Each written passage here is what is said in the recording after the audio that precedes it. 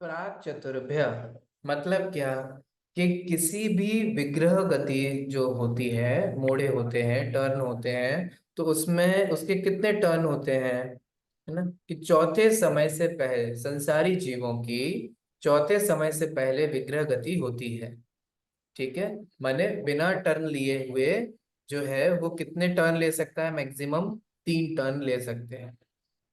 तो कहीं भी जीव को अगर जाना हो, गमन करना हो, तो ऐसे अलग अलग होता है। ठीक है। किसी जीव के 2 टर्न होते हैं, किसी के 3 टर्न होते हैं, किसी के 4 टर्न होते हैं, 3 टर्न होते हैं। 3 से ज्यादा टर्न जो है वो किसी के नहीं होते हैं। तो इसमें थोड़ा सा समझाया गया है कि अगर किसी जीव को कहीं जाना है, कहीं गमन करना है ना, तो वो किस तरीके से उसके 3 टर्न जो है वो होंगे, है ना। पहला टर्न यहाँ होगा ना, दूसरा टर्न यहाँ होगा, तीसरा टर्न यहाँ होगा, और इस तरीके से वो चौथे समय में यहाँ जाकर के वह जन्म लेगा। तो ये जो डिपेंड करता है कि कितना टर्न लेगा नहीं लेगा, ये किस पे डिपेंड करता है कि आपका नेक्स्ट जन्म स्थान कहाँ है, आप कहाँ जन्म लेने वाले हैं। ठीक है। तो उससे ये जो है वो फर्क पड़ता है। इसका मतलब ये हुआ, आप इसको जो बहुत ही संक्षेप में समझना हो तो इसको ऐसे समझिए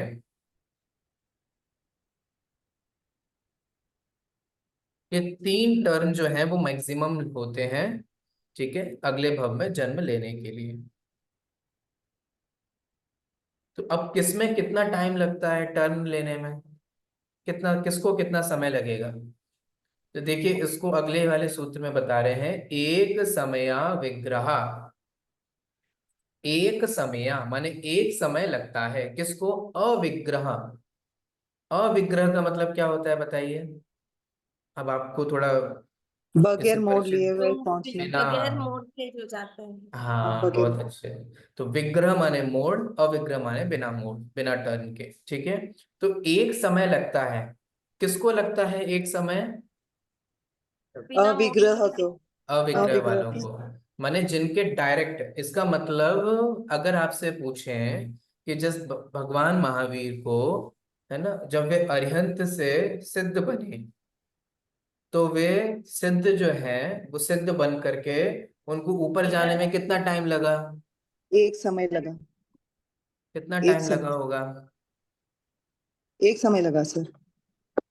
एक समय लगा।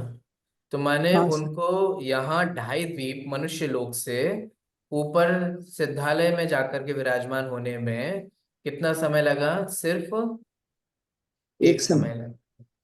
ठीक है। तो मैक्सिमम कितना समय लगता है और किसको कितना समय लगता है। देखिए, जो जो जीव, मैं आपको एक चार्ट भेजता हूँ, 1 मिनट रुकिए, वो आपको बहुत हेल्पफुल होगा।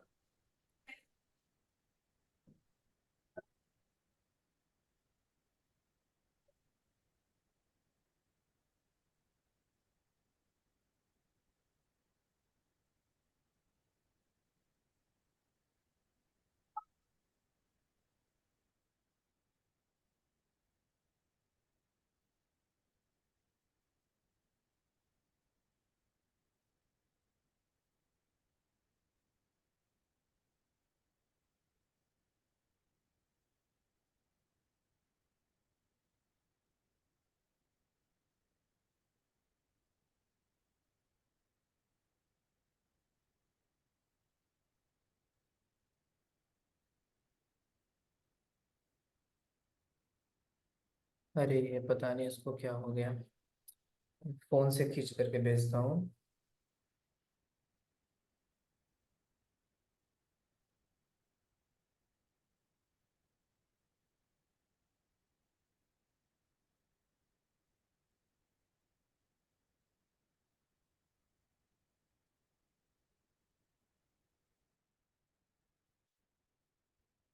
देखिए एक इमेज मैंने आपको भेजी, मिली क्या आप लोगों को।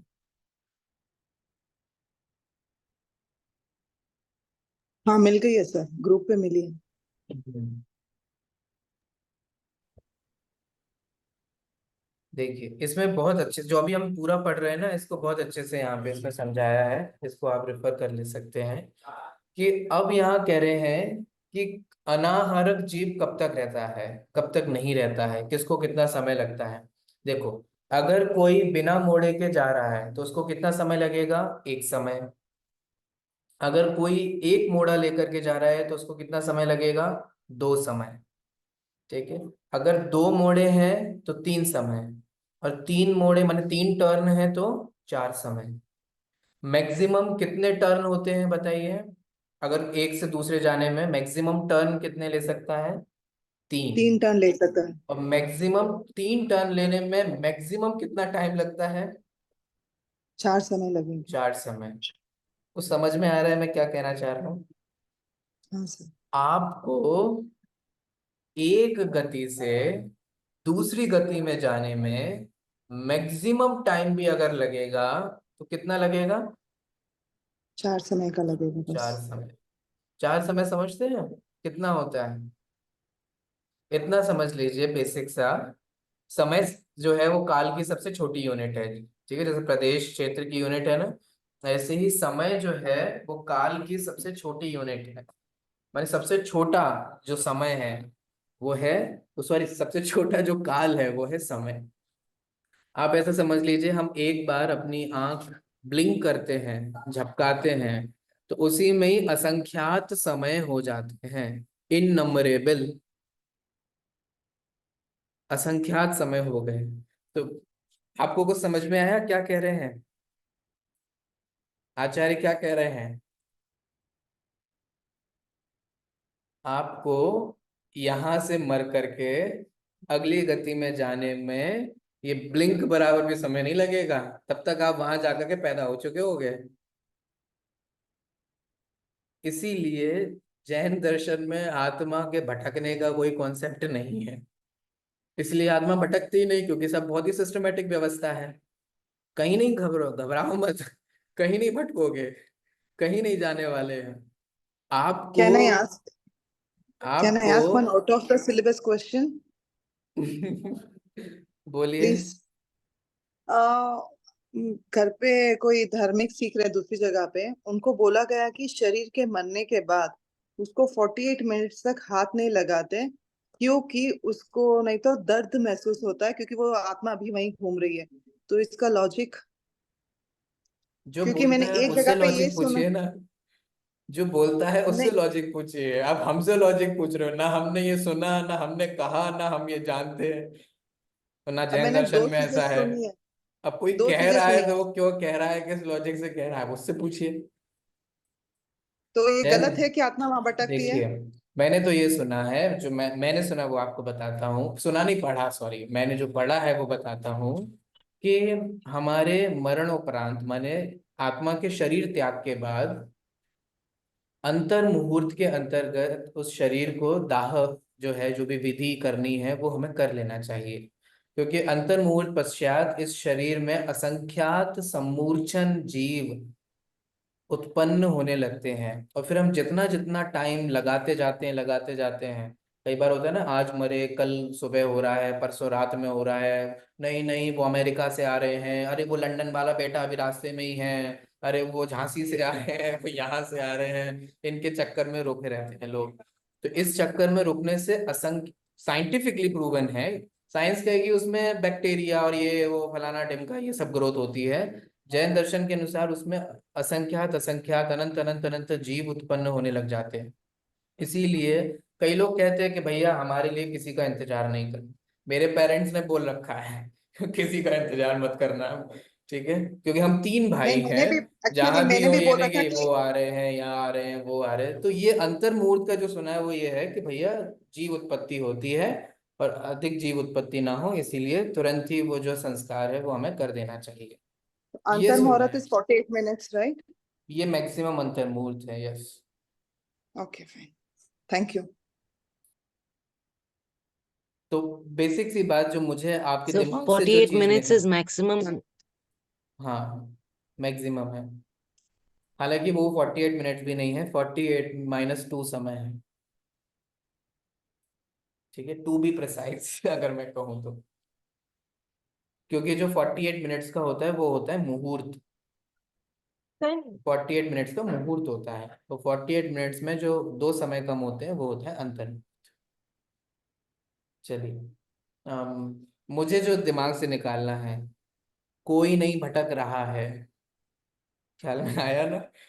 कोई भी आपके पूर्वज, आपके चित्र जो भी हो घर में, जो है ना अभी वर्तमान में नहीं है, वो कोई नहीं भटक रहा है।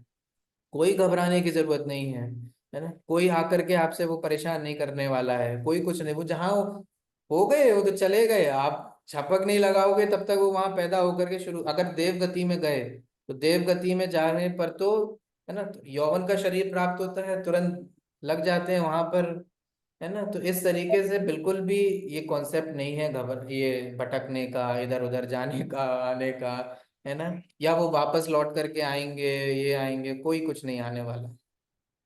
क्यों आएंगे वो लौट कर? वो देव को छोड़ करके आपके घर आएंगे क्या? है ना।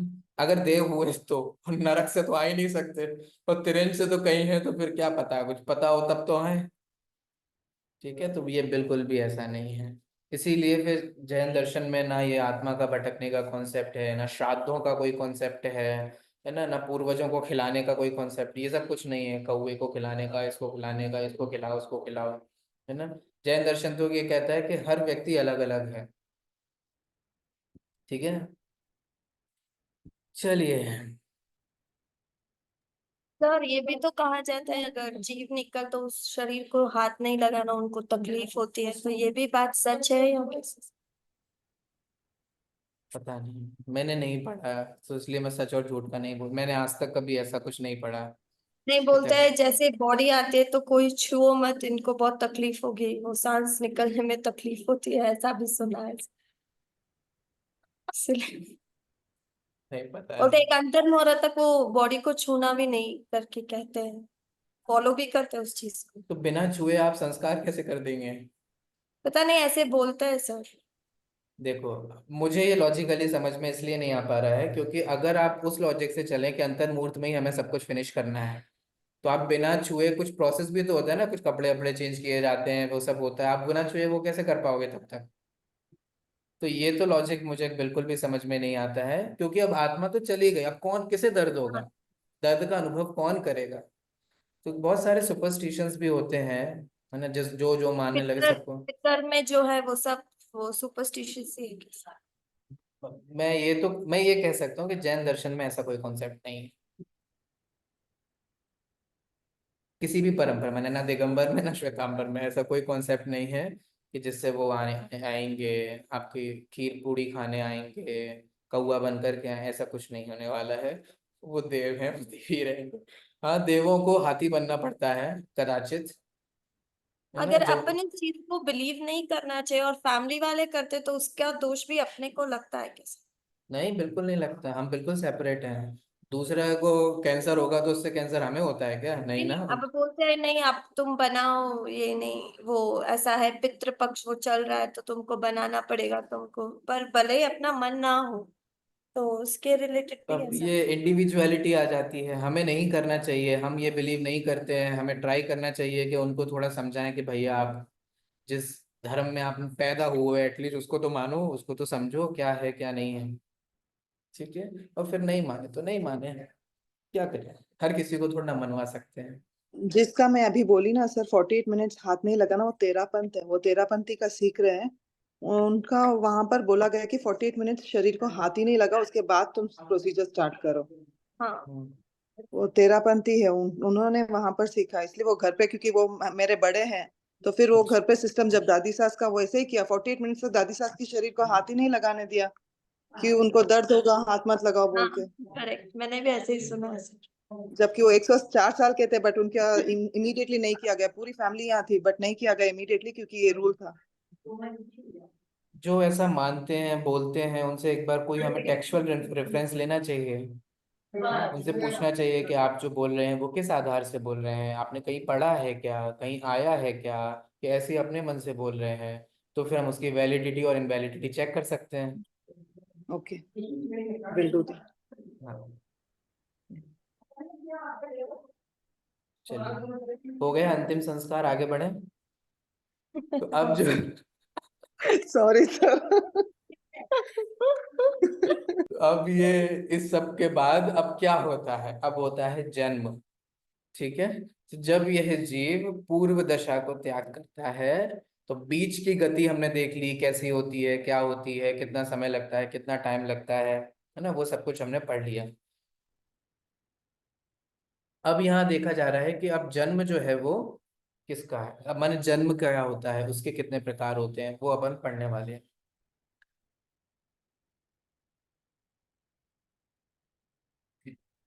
एक चीज और उसमें ऐड करना चाहूंगा कि जब आप उनसे कोई टेक्सुअल रेफरेंस पूछेंगे, है ना, आगम का आधार या शास्त्र का आधार आप पूछेंगे, है ना, प्लस हमें फिर अपनी बुद्धि भी लगानी होती है, अपनी युक्ति भी लगानी होती है कि एक तरफ तो तत्वार सूत्र कह रहा है कि चौथे समय में तो वो दूसरी जगह में होंगे, जन्म ले भी लिए होंगे, ठीक है। तो फिर अगर जब चौथे समय में वो दूसरी जगह है, तो फिर ये अंतर्मुहूर्त में दर्द किसको हो रहा है? चेतन तो है नहीं। ठीक है। मुझे ऐसा लगता है कि ये जो कॉन्सेप्ट जो कहने वाले हैं, जो ये कह रहे हो, वो मेरे ख्याल से मारणांतिक समुद्घात का कुछ मिस इंटरप्रिटेशन करते हो, मे बी। हो सकता है कि वो जो एक समुद्घात होता है कॉन्सेप्ट, उसमें एक मारणांतिक समुद्घात होता है, हो सकता है कि वो उसमें से कुछ कॉन्सेप्ट लेते हो कि वो अलग है। क्योंकि उस मार में, अभी आप लोग जानते हैं मारणांतिक समुद्घात, सुना है कभी? नहीं तो रहने दो, फिर मैं नहीं उलझाता, तो मैं पूरा समझाऊं फिर उसको बताऊं। अभी अभी समय एक नहीं है आइडिया मेरे तो दे पास। देते हैं, एक आइडिया तो देते सर। कभी कभी मारणांतिक आर्ग्यूमेंट करने से बहुत अच्छा रहता है सर, नहीं तो मेरी लास्ट तो वो रख लेंगे 48 मिनट से ज्यादा। जब मैं मर जाऊं, मैंने बोला मेरे हस्बैंड को कि 48 मिनट्स के अंदर खत्म करना, तो वो मेरे साथ आर्ग्यू करे कि तुम ऐसे कैसे बोल सकती हो। तो आप उनसे टेक्सुअल रेफरेंस पूछ सकते हो, वरना आपके पास तो टेक्स्ट का रेफरेंस है ना, तत्वार सूत्र। तत्वार सूत्र तो ऐसा है जैसे हर कोई मानता है, कोई डिनाई नहीं कर सकता, आप चाहे किसी भी सेट को फॉलो करते हो, ठीक है। ओके। तो आपके पास तो रेफरेंस है इस बात का कि चौथे समय में मैं आप टाटा बाय बाय कर लोगे, ठीक है, मैक्सिमम टाटा बाय बाय कर लोगे, नहीं कर तो पहले ही लोगे, जन्म भी ले लोगे दूसरी जगह, तो फिर दर्द किसको होगा? चलिए, अब जन्म के जो तीन भेद हैं, अभी समय अपना बहुत हो गया है अंतिम संस्कार में ही, तो इस अंतिम संस्कार पूर्वक ही अंतिम करते हैं अपनी क्लास को, ठीक है। तो जन्म के जो इसीलिए मैं कहता हूँ अब क्वेश्चन लास्ट में, अब कल से क्वेश्चन ना अपन लास्ट में रखेंगे, जिससे हमारा एक बार जो मूल विषय है वो हो जाए, फिर हम आपके क्वेश्चन लेते रहें, आपको जो भी प्रश्न हो वो एड ऑन हो, वो एडिशनल होना चाहिए, ताकि जिसको जाना हो नहीं भी सुनना तो वो चला भी जाए, जिसको सुनना हो वो सुना भी रहे, हमारा सिलेबस एक बार जल्दी जल्दी हो जाए, ठीक है। तो क्वेश्चन पूछिए ना, उसमें कोई दिक्कत नहीं है, लेकिन क्लास के बाद, ठीक है, जिससे हमारा एक बार सिलेबस कंप्लीट हो जाए। ओके, तो इस हाँ तरीके से। सर, मेरे एंड में मैंने क्वेश्चंस रखे हुए थे अपने, मैं वेट कर रही थी। हाँ हाँ बोलिए। सर, ये जो instantly going into another form, is this specific to Jainism or in Buddhism and Vedic parampara? What do they believe? Do you know? देखिए, अलग अलग में अलग अलग माने, हर जो फिलॉसफी है वो अलग अलग मानती है, ठीक है। बुद्धिज्म जो है वो रीबर्थ मानते हैं, वो जबकि, Correct. हाँ वो रीबर्थ मानते हैं, अगले भव में जन्म लेना मानते हैं, और उनके यहाँ जातक कथाएं हैं जो बुद्ध की पूर्व की कथाओं के बारे में वो सब बताते हैं। तो हर जगह माने बर्थ और रीबर्थ तो है ही, री जो है वो विद इन इंडियन फिलोसफी सभी मानते हैं। तो पुनर्जन्म के जो सिद्धांत है वो सभी मान रहे हैं, सब एक्सेप्ट चार वाकों को छोड़ करके सभी मानते हैं, ठीक है। तो पुनर्जन्म तो हर कोई मानता है, लेकिन फिर वो कंसेप्चुअल डिफरेंसेस आ जाते हैं कि जैसे अगर आप मेजरली बात करें, जितना मैं जानता हूँ हिंदुइज्म में आप देखें तो वहाँ अलग अलग कॉन्सेप्ट हैं, वहाँ वैकुंठ में जाने का कॉन्सेप्ट है, वहाँ जैसे स्वर्ग का होता है, वहाँ उधर एक वैकुंठ जगह है, वो वहाँ जन्म लेते हैं, ठीक है। तो अभी ये देखने में नहीं आया है कि वहाँ क्या प्रोसेस का वर्णन है, वहाँ कुछ उनके यहाँ वापस जैसे पितृपक्ष होते हैं, तो वो कुछ कुछ कहानियां हैं कि वो कोई भी हमारे पूर्वज जो होते हैं वो स्पेसिफिक टाइम पर आते हैं, वो ना वो भोजन लेने आते हैं वगैरह वगैरह। तो वो उनके यहाँ क्या माना जाता है क्या नहीं माना जाता है वो एक बार देखना पड़ेगा रेफरेंसेस के आधार पर। बाकी री जो है वो तो हर कोई मानता है, और जैनिज्म में तो उसको बहुत ही स्पेसिफिक डिफाइन किया गया है। इसके साथ साथ उसमें कर्म फिलॉसफी भी जुड़ी हुई है ना, क्योंकि आप कहाँ जन्म लेने वाले हो वो आपका इसी में ही नक्की हो जाता है। अभी ऐसा नहीं कि जब मैं मरूंगा तब डिसाइड किया जाएगा, जैसे कि क्रिश्चियनिटी और इस्लाम में है कि आप रिप रेस्ट इन पीस होते हैं पहले। मैं देखता हूँ कई अपने जैन लोगों को देखते हुए कि जब कोई मर जाता है तो RIP रिप रिप रिप लिखना शुरू कर देते हैं, है ना। बाकी वो अपना कॉन्सेप्ट नहीं, वो कॉन्सेप्चुअल बिल्कुल ही चेंज हो गया है।